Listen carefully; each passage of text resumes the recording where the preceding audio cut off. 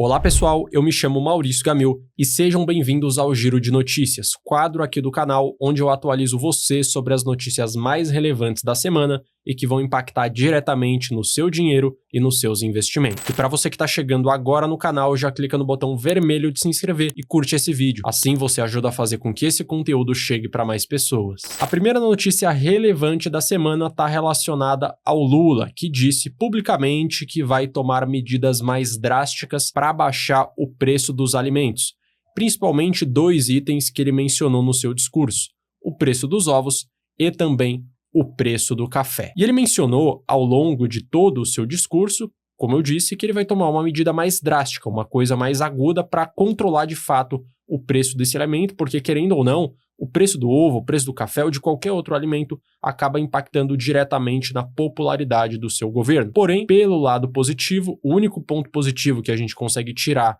dessa fala do Lula é que ele não exclui o fato de que o produtor, que é a pessoa que produz o ovo, que produz o café, tem que ter algum tipo de lucro. Então a probabilidade, a chance dele, por exemplo, querer tabelar o preço desses alimentos acaba sendo muito baixa. E por que tabelar o preço desses produtos é algo que não soluciona o problema a longo prazo? Por um motivo muito simples. Vamos supor que você vai lá e produz os ovos e tem um custo de produção de R$2 por unidade e vende para o supermercado por R$2,50. Nesse caso, o seu lucro é de 50 centavos por venda. Porém, se chega o governo e determina que o preço de venda tem que ficar no máximo em R$2, nessa situação hipotética, você vai parar de ter lucro. Você vai simplesmente trabalhar para pagar suas contas, você vai trabalhar de graça. E nessa situação hipotética, não vai fazer sentido mais você continuar produzindo ovos. Então, ou você vai simplesmente parar sua produção até que o governo reajuste o preço para um valor que faça sentido para você voltar a produzir, ou você vai simplesmente começar a trabalhar numa outra área. E esse tipo de situação já aconteceu em inúmeros países do mundo. Aconteceu recentemente na Argentina, na Venezuela, no próprio Brasil isso também aconteceu. E qual é a consequência do tabelamento de preços? É simplesmente que os produtores vão parar de produzir e no supermercado não teremos mais esse tipo de produto. Então o fato do governo Lula não ter mencionado o fato de querer tabelar o preço já é um sinal bastante positivo. E o que o governo efetivamente vai fazer e o que ele efetivamente já fez? Seguindo o que o vice-presidente Geraldo Alckmin mencionou, basicamente o governo vai zerar tarifas de importação para alguns alimentos, como por exemplo a carne, o café, o açúcar, o milho e o azeite de oliva, com o intuito de tentar baixar o preço, porque agora vai ter uma concorrência de produtos externos chegando ao Brasil com absolutamente nenhuma taxa a ser paga. E como eu mencionei alguns segundos atrás, esse tipo de medida é muito importante para o governo. Por quê? Porque o preço do alimento tem uma total relação com a percepção da qualidade daquele governo. Por exemplo, você é uma pessoa que ganha R$1.500, R$2.000 por mês, que representa a maior parcela da população brasileira. Se o preço do alimento está aumentando bastante, isso vai impactar muito nas suas despesas, porque você faz o que basicamente?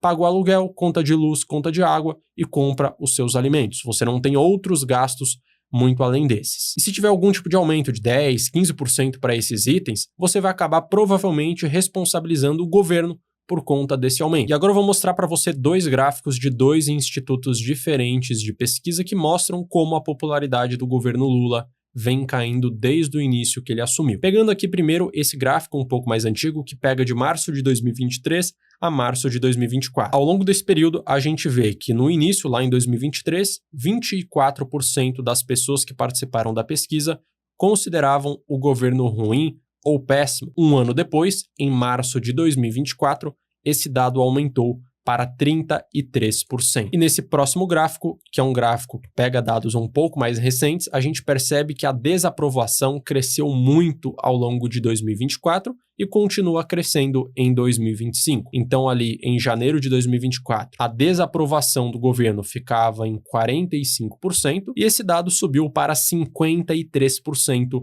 em fevereiro de 2025.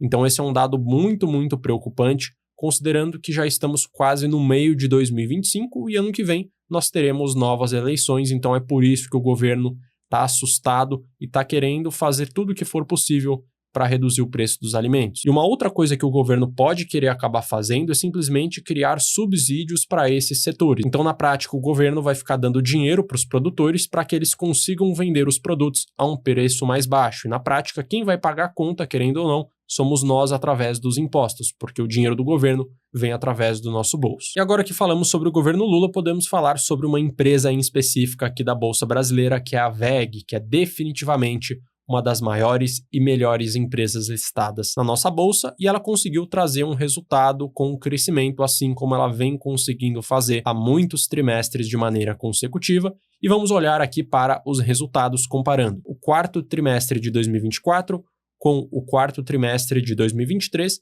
e também o ano fechado de 2024 e 2023 para a gente ter uma noção se o resultado foi bom ou não. Comparando primeiramente trimestre a trimestre, nós vemos que a receita operacional dela cresceu 26%, principalmente por conta do mercado externo, onde ela conseguiu crescer 42,8%. O seu lucro líquido apresentou uma queda, então esse é um ponto bastante negativo, comparando trimestre a trimestre, o lucro caiu 2,9%, mas o EBITDA, que é uma simulação da geração de caixa, que é o quanto a empresa efetivamente consegue gerar de dinheiro, teve um crescimento de 30,5%. E agora, comparando com base anual, nós vemos que a receita dela cresceu 16,9% e o seu lucro líquido cresceu 5,4%, saindo de 5,7 bilhões de reais para 6 bilhões. E esses dados mostram que a WEG está, querendo ou não, desacelerando um pouco, principalmente por conta do mercado brasileiro. Porque se a gente olha o mercado externo, tanto de maneira trimestral quanto de maneira anual, o crescimento ficou acima ali dos 25,9% para ano a ano e no trimestral 42,8%. Porém, quando a gente olha para o crescimento do mercado interno, os produtos que ela vende para o Brasil, o crescimento foi muito pequeno, 8,5%, comparando trimestre a trimestre e 6,7% comparando ano a ano. Então a WEG, a cada ano que passa, está dependendo ainda mais do mercado do exterior. Tanto porque o mercado do exterior e as economias do exterior estão em uma situação melhor do que a economia brasileira e também porque o dólar não para de subir. E quando o dólar sobe e você vende em dólar, naturalmente o seu resultado em reais tende a aumentar, querendo ou não. E a gente pode perceber através desse outro gráfico como que o mercado externo vem aumentando a sua representatividade em relação a toda a receita da empresa. Pegando o resultado do primeiro trimestre de 2023, o que podemos observar? Que 52,5% da sua receita vinha do mercado externo. Agora, no quarto trimestre de 2024, esse percentual, essa representatividade aumentou bastante, saindo dos 52,5% para 59,1%, o que dá uma solidez maior para a empresa, porque agora ela não depende tanto assim da economia brasileira para performar. E por fim, o último dado a ser falado sobre a WEG é em relação à sua diversificação de receitas. Como a gente pode ver, ela não depende só de um único segmento para ganhar dinheiro. O primeiro segmento, que é o segmento mais representativo dela, está relacionado à produção de equipamentos eletroeletrônicos e industriais,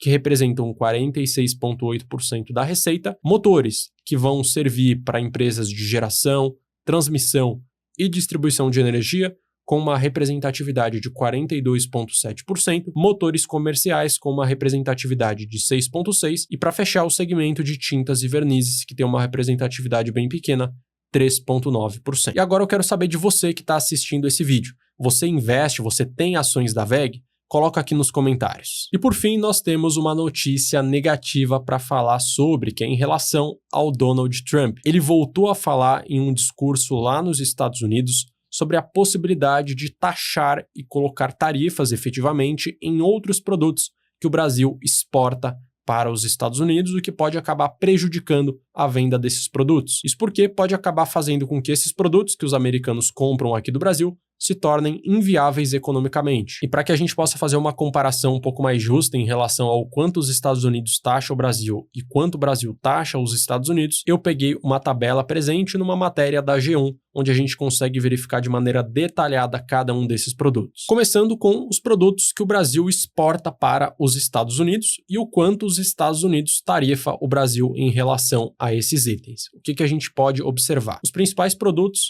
semi-manufaturados de ferro e aço, café em grão, pastas químicas de madeira e ferro fundido bruto, todos esses itens o Brasil exporta mais de R$1 bilhão para os Estados Unidos e todos eles têm algumas taxas. Algumas pequenas, 3,6%, outras maiores, 7,2% e 9%. Temos 3 itens que não têm taxa e outros 2 itens mais abaixo que têm uma representatividade menor, que são carnes bovinas congeladas, principalmente empresas como Marfrig, JBS, BRF, que são empresas listadas na Bolsa de Valores, acabam tendo esse tipo de problema relacionado a essas taxas. Então, carnes com uma taxação de 10,8% e semi-manufaturados de outras ligas de aço com uma taxa de 7,2%. Então, empresas como, por exemplo, a Gerdau acabam se saindo prejudicadas nesse sentido. E se o governo americano aumentar ainda mais, isso vai causar um problema ainda maior. Agora, olhando para os itens que o Brasil taxa dos Estados Unidos, ou seja, que os Estados Unidos envia para o Brasil e o Brasil cobra algum tipo de tarifa, nós temos só esses 2 itens que têm uma taxação alta de fato, 20% de alíquota para cada um desses itens. Então, copolímeros de etileno e também outros polietilenos, que são itens ali químicos utilizados provavelmente para a indústria química, acabam tendo uma taxação maior. Porém, esses são produtos que não têm uma exportação tão grande para o Brasil, apenas na casa dos 500 milhões de dólares, mas nós temos outros itens que o Brasil pega dos Estados Unidos que acabam representando muito mais e que tem uma tarifa de 0%. Por exemplo, partes de turbinas para aviões, turboarreatores, gás natural liquefeito, enfim, alguns itens onde a tarifa é muito pequena e, nesse caso, muitos itens com tarifa zero. E o que o Brasil pode acabar fazendo para se proteger desse tipo de tarifa? Primeiro, é depender cada vez menos das exportações para os Estados Unidos e também se juntar a outros blocos econômicos e se juntar a outros países, como é o caso da China, que é um dos países aos quais o Brasil mais vende. Se você pega em relação ao PIB brasileiro, o principal país que o Brasil exporta é a China, e eu imagino que esse percentual vai aumentar, considerando que os Estados Unidos vêm a taxar o Brasil. E é importante destacar que esse tipo de notícia, esse tipo de informação relacionada ao Trump querendo taxar o Brasil, muito provavelmente pode afetar no curto prazo empresas dos setores, como eu citei, JBS, Marfrig, BRF, Gerdau, a própria Usiminas, que são empresas que vendem muito para os Estados Unidos, mas no longo prazo a tendência é que essas empresas consigam encontrar outros países para venderem os seus produtos, porque querendo ou não, todo mundo de qualquer país do mundo precisa de carne, precisa de ferro, precisa de aço, e essas empresas do Brasil são muito bem posicionadas globalmente nesse sentido. E se você quer entender como você pode construir uma carteira de investimentos para ser blindada desse tipo de notícia, para que você consiga, independente da situação, ter um bom resultado, eu tenho um curso de investimento chamado A Capital do Dinheiro, onde você aprende a fazer exatamente isso. E lá na plataforma você vai aprender a automatizar os seus investimentos e, com isso, selecionar aplicações de forma mais segura, de maneira mais rentável, sem que você precise ficar horas e horas estudando e analisando sobre o mercado. Para mais informações, é só escanear o QR Code e entrar no site ou clicar no primeiro link da descrição desse vídeo. Então, nesse conteúdo, você teve acesso às 3 notícias mais relevantes da semana sobre o Lula, sobre o Trump e também sobre a VEG. Se você gostou do vídeo, clica no botão de gostei, se inscreva no canal e ative o sino para que sempre que sair um vídeo novo por aqui você seja informado. Eu vou deixar na tela também um outro vídeo recomendado para você saber exatamente o próximo conteúdo a ser assistido. Um grande abraço e até a próxima.